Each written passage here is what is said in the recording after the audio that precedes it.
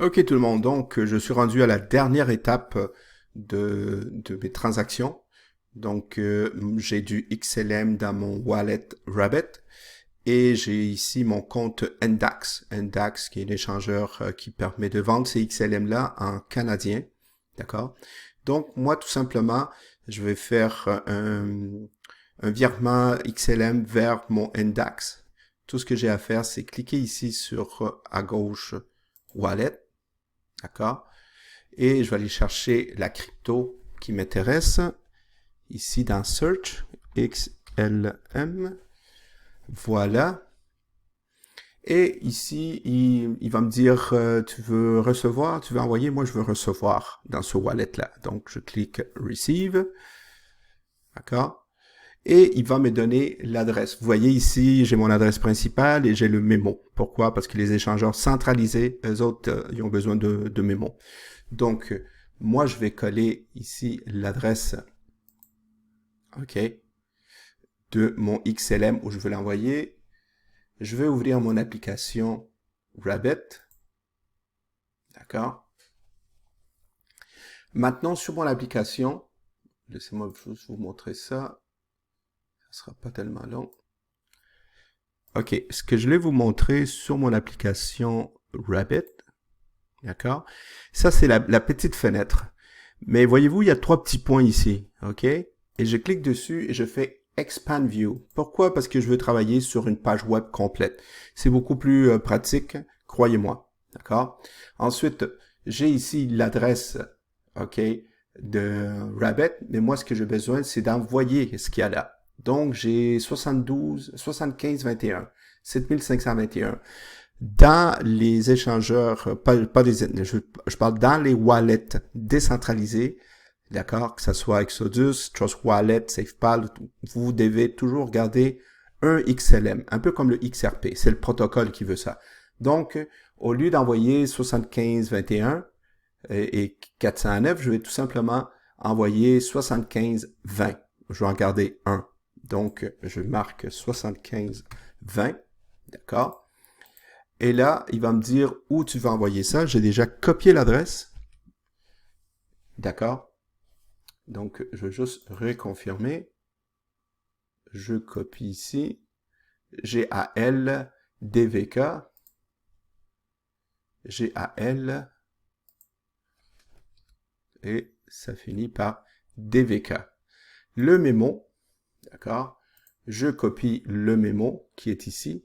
Qui commence par 115 et finit par 717. Je retourne dans Rabbit. Je mets le mémo, d'accord, 115 717. De toute façon, avant de l'envoyer, il vous fait une dernière vérification. Donc, 7520, parce que je vais en garder une, j'ai l'adresse, j'ai le mémo de mon Ndax. Je clique Send. Et là, il dit de reconfirmer encore, d'accord? Le montant 7520, c'est bon, en XLM. GLK, DVK. 115 717. Je retourne JALK DVK, parce qu'ici l'adresse n'est pas au complet, là, donc il me met le début et la fin. 115 717. I'm good. Je suis bon. Je clique confirme. D'accord? Et ce que j'aime de Rabbit, c'est qu'il est très rapide. C'est un réseau hyper rapide. Voyez-vous, j'ai déjà la confirmation. Ici, il y a un petit carré avec une flèche. Je clique dessus. Okay? Et ça va m'amener dans le réseau XLM, le réseau blockchain. Voyez-vous, c'est marqué successful. C'est-à-dire que, boum, c'est déjà parti. Je reviens et voilà, c'est déjà parti. D'accord? Alors maintenant, moi, je retourne, OK, ici dans mon dashboard. D'accord? Et je vais voir où est-ce qu'il est rendu la transaction dans Ndax. OK? Je vais dans Transaction History. Je vais voir si dans dépôt, s'il est en train, voyez-vous, 75-20. Boum, il a déjà touché mon wallet de XLM. C'est très rapide.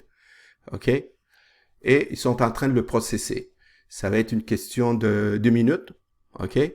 Et puis là, après ça, je vais vous montrer comment vendre ce XLM-là, le convertir en canadien. et pouvoir l'envoyer sur votre compte de banque. OK, j'ai pas dû attendre très longtemps. Voyez-vous, 860, c'est déjà rentré. Ça, c'est en valeur canadienne parce que Indax, c'est canadien. Mais moi, si je vais dans Transaction History, OK, je vais dans Dépôt, c'est ce que j'ai fait. Voyez-vous, j'ai le petit crochet vert là, ça veut dire que c'est rentré. C'est bon. Maintenant, moi, je l'ai en XLM, d'accord? Alors, tout ce que j'ai à faire, c'est aller dans le wallet pour vérifier. OK? Il est là, 7520, là. C'est ce que j'ai envoyé. OK? C'est ce que Rabbit m'a envoyé. OK? Alors, moi, tout ce que j'ai à faire, c'est de vendre ce XLM pour des dollars canadiens. Voyez-vous ici, c'est marqué, il y a une petite fenêtre de transaction très rapide. Donc, je vais chercher la paire qui m'intéresse. XLM canadien. OK? Et voilà. Et moi, c'est pas le bouton vert, là, parce que je veux pas vendre. OK? Je veux pas acheter, je veux dire, du XLM, je veux le vendre. C'est le bouton rouge.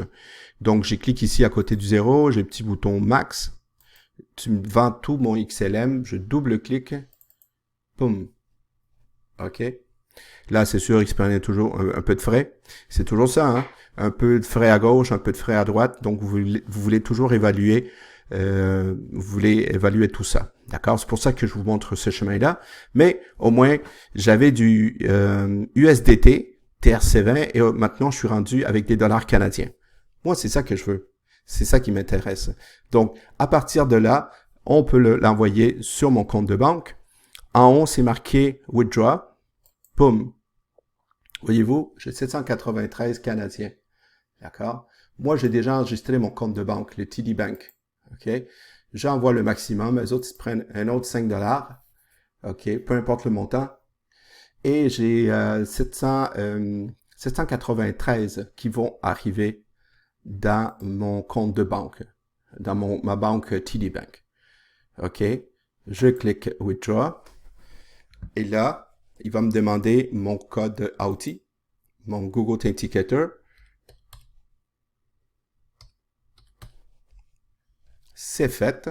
Maintenant, tout ce que j'ai à faire, c'est très important. Je vais aller sur mon email parce qu'il m'a envoyé une confirmation. C'est toujours ça, hein, des confirmations tout le temps. Pourquoi? C'est une mesure de sécurité. Donc, Indax, j'ai reçu mon email, puis il me dit, bon, je vais t'envoyer ça sur ta banque TD Bank. Je vais t'envoyer 788. Ça, c'est avec moins les frais. S'il te plaît, confirmer. Je confirme le retrait. D'accord. Et c'est parti.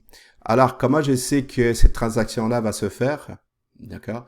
Tout simplement parce que je vais dans Transaction History, je fais retrait. OK. Et il me le dit déjà là. On est en train de travailler pour t'envoyer ça sur ton compte de banque et ta banque qui est là. D'accord?